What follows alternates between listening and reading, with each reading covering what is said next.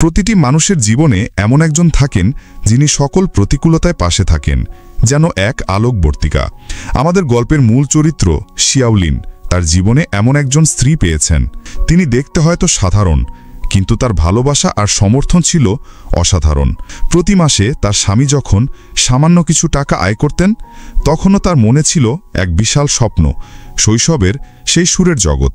তার স্ত্রী ছিলেন এক পরিশ্রমী মানুষ, সংসারের হাল ধরেছিলেন শক্ত হাতে। তিনি বিশ্বাস করতেন একদিন শিয়াওলিন তার স্বপ্ন পূরণ করবে, সফল হবে। যখন শিয়াওলিন কর্মক্ষেত্রে কোনো বাধার সম্মুখীন হতেন, তার স্ত্রী হয়ে উঠতেন তার সবচেয়ে বড় ভরসা। হাসি মুখে তার পাশে বসে পান করতেন আর শিয়াওলিনকে দিতেন আন্তরিক সান্ত্বনা আর উৎসাহ। কিন্তু এমন নিখুঁত স্ত্রীর জীবনেও কিছু জিনিস ছিল যা তিনি সহজে মেনে নিতে পারতেন না। একদিন এক ব্যান্ড পারফরমেন্সের পর শিয়াওলিন এক ভয়াবহ খবরের মুখোমুখি হলেন। তাদের ব্যান্ড ভেঙে দেয়া হলো, যেন আকাশ ভেঙে পড়ল তার মাথায়। শুধু যে তার কম বেতনের চাকরিটা গেল তাই নয়, অল্প কিছু দিনের মধ্যেই তার কাঁধে চেপে বসল এক বিরাট ঋণের বোঝা। আসলে তিনি স্ত্রীর অজান্তেই 18 লক্ষ ইয়েন দিয়ে একটি সেলো কিনেছিলেন। যখন তার স্ত্রী জানতে পারলেন, এক মুহূর্তের জন্য অভিযোগ করলেন না, বরং বললেন, চাকরিটা গেছে তো কি হয়েছে, আবারও নতুন করে খুঁজে নাও। ঋণ পরিশোধ করা না গেলে ধীরে ধীরে শোধ করব, প্রয়োজনে কয়েক বছর একটু কষ্ট করব। কিন্তু শিয়াওলিন যেন তার ভেতরের আবেগ আর ধৈর্য দুটোই হারিয়ে ফেলেছিলেন। তিনি টোকিও ছেড়ে নিজের শহরে ফিরে যাওয়ার কথা ভাবছিলেন, যদিও এটা শুধুমাত্র তার মনের ভেতরের ভাবনা ছিল। মুখে বলেছিলেন শুধু পরীক্ষা করার জন্য। এভাবেই শিয়াওলিন তার সব স্বপ্ন একটি সেকেন্ড হ্যান্ড পিয়ানো রুমে বিক্রি করে দিলেন। তারপর স্ত্রীকে নিয়ে ফিরে এলেন নিজের শহরে, যেখানে তার মা মারা যাওয়ার পর তারা পুরনো বাড়িতেই থাকতেন। একদিন খবরের কাগজে একটি নিয়োগ বিজ্ঞপ্তির দিকে তার চোখ পড়ল। কোনো শিক্ষাগত যোগ্যতা বা বয়সের সীমাবদ্ধতা নেই, আর বেতনও অনেক বেশি। শিয়াওলিন মনে মনে ভাবলেন, একবার চেষ্টা করেই দেখি। কোম্পানিতে ঢুকে তিনি রীতিমতো অবাক। ঘরের এক কোণে 3টি ভিন্ন রঙের কফিন রাখা। তার মনে হাজারো প্রশ্ন জাগল। সাবধানে নিজের জীবন বৃত্তান্ত পরিচালকের হাতে তুলে দিতেই তিনি ছুঁড়ে ফেলে দিলেন টেবিলে। এক নজরও দেখলেন না। শিয়াওলিন জীবনে এমন অদ্ভুত ইন্টারভিউ দেখেননি। তিনি সাবধানে পরিচালককে জিজ্ঞাসা করলেন, নির্দিষ্ট বেতন কত? পরিচালক 5টি আঙুল তুলে হালকাভাবে বললেন, 1 মাসে 5 লক্ষ ইয়েন। আসলে এটি ছিল একটি অন্ত্যেষ্টিক্রিয়া কোম্পানি। মূল কাজ ছিল মৃত ব্যক্তির মুখ সাজানো, অর্থাৎ মেকআপ করা। শিয়াওলিনের তো ভয়ে গা কাটা দিয়ে উঠল। তিনি প্রত্যাখ্যান করতে চাইতেন, কিন্তু এত বেশি বেতনের প্রস্তাব শুনে তিনি আর না বলতে পারলেন না। সাথে সাথে 20,000 ইয়েন নিয়ে নিলেন আজকের মজুরি হিসেবে। পরিচালক সত্যি মানুষ চিনতে পারদর্শী। কাজ শেষে শিয়াওলিন স্ত্রীর প্রিয় গরুর মাংসের হটপট কিনে বাড়ি ফিরলেন, একটু উৎসাহ জানানোর জন্য। কিন্তু তিনি তার স্ত্রীকে কিছুই বললেন না, শুধু বললেন এটা একটা সাধারণ কাজ। কারণ তিনি নিজেই মনে করতেন এই কাজটা বেশ লজ্জাজনক। প্রতিদিন তিনি লুকিয়ে লুকিয়ে কাজ করতেন, যেন এটা কোনো গোপন কাজ। কোম্পানির ব্যবসা বাড়ানোর জন্য পরিচালক ঠিক করলেন একটি দাফন পদ্ধতির ভিডিও বিজ্ঞাপন তৈরি করবেন। নতুন আসা শিয়াওলিন কিছুই জানতেন না, তাই তাকেই মৃতদেহ হিসেবে অভিনয় করতে হলো। পরিচালক কাজ করার সময় সবকিছু ব্যাখ্যা করছিলেন, কিন্তু শিয়াওলিন ভয়ে কাঁপছিলেন। একটি কথাও তার কানে ঢুকছিল না। কয়েকদিন কাজ করার পর শিয়াওলিন অবশেষে তার প্রথম দাফনের কাজ পেল। কিন্তু পরিচালক কিছুটা চিন্তিত ছিলেন। সেখানে গিয়ে জানা গেল মৃত ব্যক্তি একজন বৃদ্ধ, যিনি একা থাকতেন আর প্রতিবেশীরা তাকে 2 সপ্তাহ পর খুঁজে পান। বাড়ির পরিস্থিতি সহজেই অনুমান করা যাচ্ছিল। ছত্রাকযুক্ত খাবারে পোকা ভর্তি ছিল, আর মৃতদেহ ফুলে বিকৃত হয়ে গিয়েছিল। বাতাসে ভেসে আসছিল বিভিন্ন অপ্রিয় গন্ধ, যা বমি বমি ভাব আর শ্বাসরোধকারী অনুভূতি দিচ্ছিল। শান্ত পরিচালকের মতো শিয়াওলিন সাহস করে মৃতদেহ দেখতে পারলেন না। এটা ছিল শুধু মানুষের মৃত্যুর মুখোমুখি হওয়ার এক সহজাত ভয় আর পালানোর মানসিকতা। কিন্তু এই মুহূর্তে তিনি নিজেকে নিয়ন্ত্রণ করতে পারছিলেন না। একজন দাফনকারী হিসেবে মৃত্যুর মুখোমুখি হওয়াটা তাদের কাজেরই অংশ। যখন শিয়াওলিন মৃতদেহ স্পর্শ করলেন, তার মনে এক অস্বস্তি শারীরিক পরিবর্তনের জন্ম দিল। সাথে সাথে তিনি বমি করা শুরু করলেন। কাজ শেষ হওয়ার পর শিয়াওলিন ফ্যাকাশে আর শূন্য চোখে তাকিয়েছিলেন, যেন তিনি জীবন মৃত্যুর এক কঠিন পরীক্ষা পার হয়ে এসেছেন। যদিও তিনি সেদিন খুব খারাপ কাজ করেছিলেন, তবুও পরিচালক তাকে 20,000 ইয়েন বেতন দিলেন। বাড়ি ফেরার পথে বাসে কিছু মেয়ে শিয়াওলিনকে দেখে ফিসফিস করে কথা বলছিল, কারণ তারা একটি অদ্ভুত গন্ধ পাচ্ছিল। সেই অদ্ভুত দৃষ্টি শিয়াওলিনকে অস্বস্তিকর করে তুলল। তাই তিনি তড়িঘড়ি বাস থেকে নেমে তার শৈশবের প্রিয় স্নানাগারে গেলেন। মরিয়া হয়ে শরীর ঘষতে লাগলেন। স্নানাগারের লবিতে শিয়াওলিন ঘটনাক্রমে মালিককে তার ছেলেকে বকাঝকা করতে দেখলেন। ছেলেটির বয়স 30-এর কাছাকাছি, কিন্তু সে জীবনে কিছুই করতে পারেনি। সারাদিন আলস্যে ঘুরে বেড়ায়। বকাঝকা করা লোকটি হঠাৎ শিয়াওলিনকে চিনতে পারল।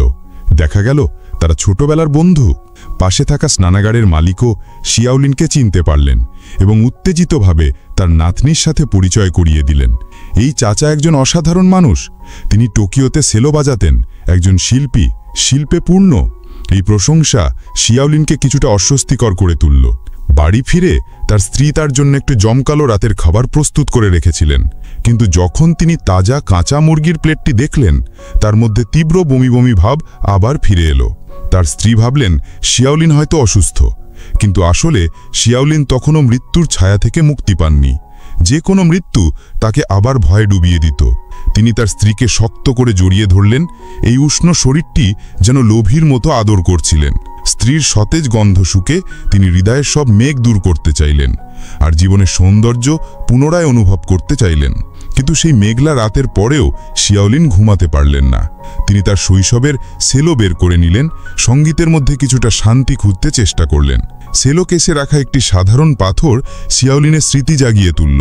তখন তার বয়স মাত্র 7 বছর, আর 3 জনের পরিবার ছিল সুখী ও আনন্দময়। তার বাবা বলেছিলেন যে পাথরগুলি মানুষের অনুভূতি প্রকাশ করতে পারে। তাই তিনি তার বাবাকে একটি ছোট নুড়ি পাথর দিয়েছিলেন। তারপর বাবা তাকে একটি বড় পাথর ফিরিয়ে দেন। শিয়াওলিন এই উষ্ণ স্মৃতিগুলো সব মনে রেখেছিলেন, কিন্তু তার বাবার চেহারা অস্পষ্ট হয়ে গিয়েছিল, কারণ তার বাবা তার স্ত্রী সন্তানদের ছেড়ে অন্য এক মহিলার সাথে পালিয়ে গিয়েছিলেন, আর 1 দশকেরও বেশি সময় ধরে তার কোনো খবর ছিল না। এই পাথরটি তার আর তার বাবার মধ্যে এক বিশেষ আবেগপ্রবণ যোগসূত্র হয়ে উঠেছিল। তার স্ত্রী শিয়াওলিনকে জিজ্ঞাসা করেছিলেন যে তিনি তার বাবাকে মিস করেন কিনা এবং তাকে আবার দেখতে চান কিনা, কিন্তু শিয়াওলিনের উত্তরে ঘৃণা স্পষ্ট ছিল। বাবার বিষয়গুলো আপাতত একপাশে রাখা যাক। এই মুহূর্তে শিয়াওলিন এক দ্বিধাদ্বন্দ্বে ভুগছেন। তিনি বুঝতে পারছেন না যে অন্ত্যেষ্টিক্রিয়া পরিচালক হিসেবে তার এই পছন্দ সঠিক কিনা। তিনি অল্প সময়ের মধ্যে অন্য কোনো ভালো চাকরিও খুঁজে পাবেন না, তাই তাকে পরিচালকের সাথে কাজ চালিয়ে যেতে হবে। একদিন দুজনেই একটি অর্ডার নিতে দেরি করে ফেলেন। যদিও পরিচালক পরিবারের কাছে আন্তরিকভাবে ক্ষমা চাইলেও তারা তাকে অশুভভাবে তিরস্কার করে বলে, তোমরা তো মৃতদেহ খেয়ে বেঁচে থাকো, তাই না? কেউ মারা গেলে তোমাদের খুশি আর সক্রিয় হওয়া উচিত, তাহলে দেরি করলে কেন? পরিবারের উপহাস পরিচালকের কাজকে প্রভাবিত করতে পারল না। দাফন অনুষ্ঠান শুরু হওয়ার পর শিয়াওলিন প্রথমবারের মতো পুরো প্রক্রিয়াটি সম্পূর্ণরূপে প্রত্যক্ষ করলেন। পরিচালক প্রথমে মৃতদেহের চোখ ঢেকে রাখা সাদা কাপড়টি সরিয়ে দেন এবং তারপর শ্রদ্ধার সাথে মৃতদেহের পোশাকের দিকে তাকান। তিনি সাবধানে তুলো দিয়ে মৃতদেহের মুখ আর নাকের গহ্বর পরিষ্কার করেন। এই সময় তিনি অন্যদের দৃষ্টি আড়াল করার জন্য একটি সাদা কাপড় ব্যবহার করেন। এমনকি মৃতদেহের কাপড় খুলে ফেলার সময়ও শরীরের কোনো অংশ উন্মুক্ত করা হয় না। এরপর পরিচালক উষ্ণ জল আর বিশেষ ক্লিনিং এজেন্ট দিয়ে মৃতদেহের পুরো শরীর মুছে দেন। তারপর তাকে নতুন অন্ত্যেষ্টিক্রিয়া পোশাক পরিয়ে দেন। এই সময় পরিচালক প্রতিটি ধাপে সাবধানে কাজ করেন। তিনি একটি শিশুর মতো কোমল আর বিস্তারিত ছিলেন, যাতে মৃতদেহের কোনো ক্ষতি না হয়। মৃতদেহের মুখে মেকআপ করার সময় পরিচালক হঠাৎ একটি অদ্ভুত প্রশ্ন করেন। মৃতদেহের স্বামী উত্তর দিতে পারলেন না, কিন্তু পাশে থাকা মেয়েটি সঙ্গে সঙ্গে পরিচালকের অর্থ বুঝে গেল। সে পরিচালকের হাতে তার মায়ের প্রিয় লিপস্টিকটি তুলে দেয়। তারপর পরিচালক মেকআপের শেষ ধাপটি সম্পন্ন করেন।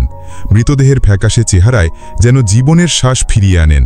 আর এই প্রক্রিয়ার মধ্যে দিয়েই শিয়াওলিন অন্ত্যেষ্টিক্রিয়া পরিচালক হিসেবে তার পেশা সম্পর্কে এক নতুন উপলব্ধি লাভ করেন।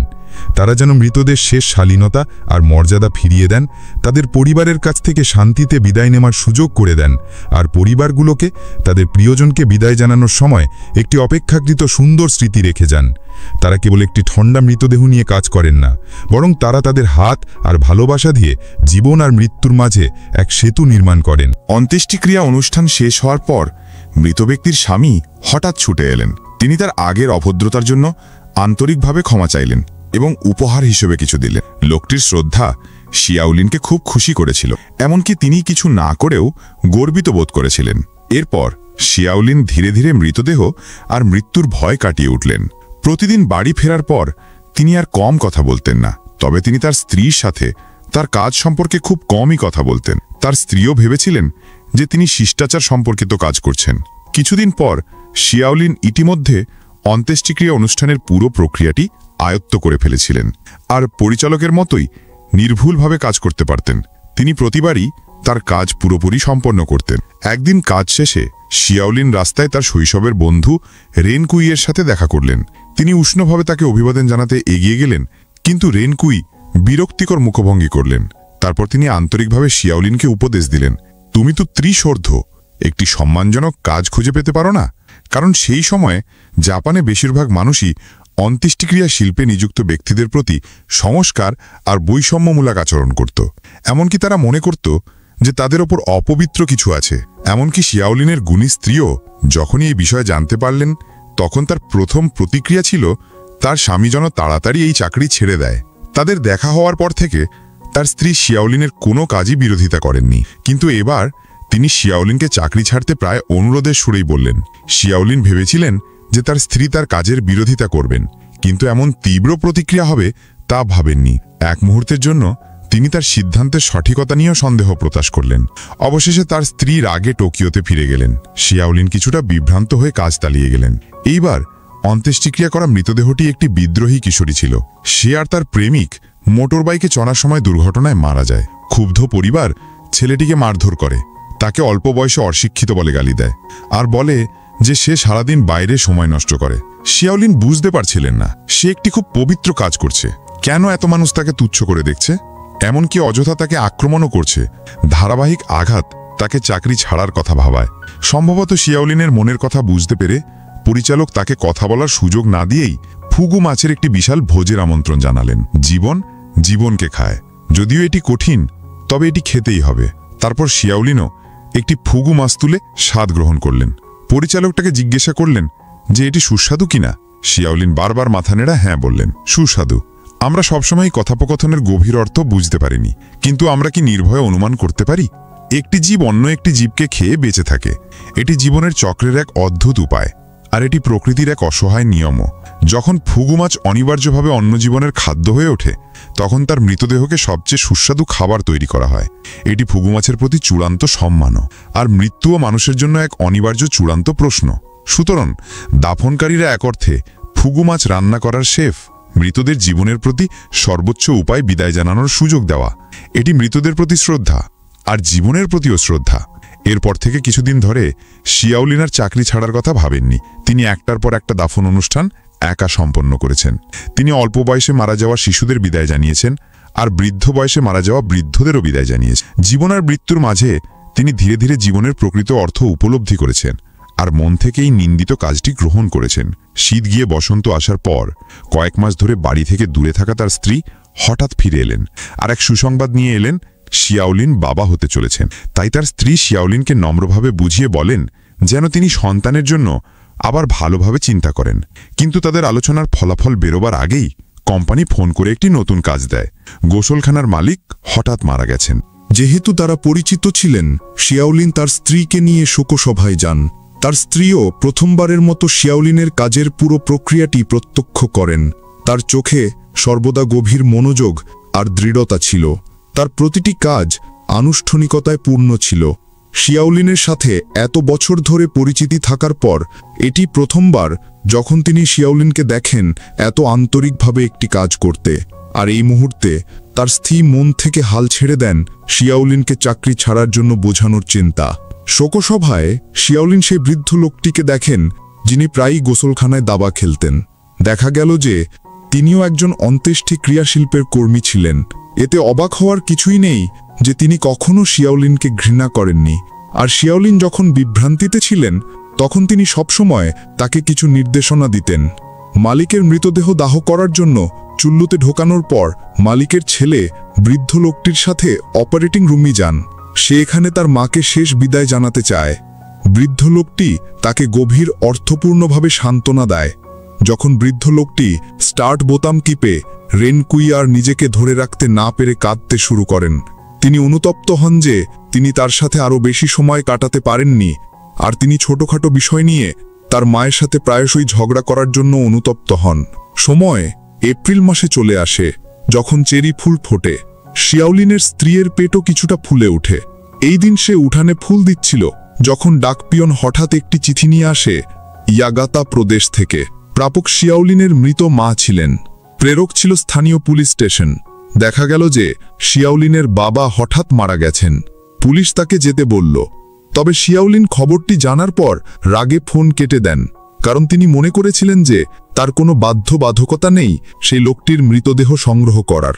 তবে অভ্যর্থনা ডেস্কের সিনিয়র বোন আন্তরিকভাবে তাকে বোঝানোর পর শিয়াওলিন অবশেষে তার স্ত্রীকে নিয়ে ইয়াগাতা প্রদেশে যান। প্রতিবেশীদের মতে তার বাবা বহু বছর আগে একা এখানে এসেছিলেন। তিনি সবসময় একা থাকতেন। তিনি কঠোর পরিশ্রম করতেন আর খুব কম কথা বলতেন। সবাই ভেবেছিল যে তিনি একজন একা বৃদ্ধ ছিলেন। অপ্রত্যাশিতভাবে তার একজন ছেলেও ছিল।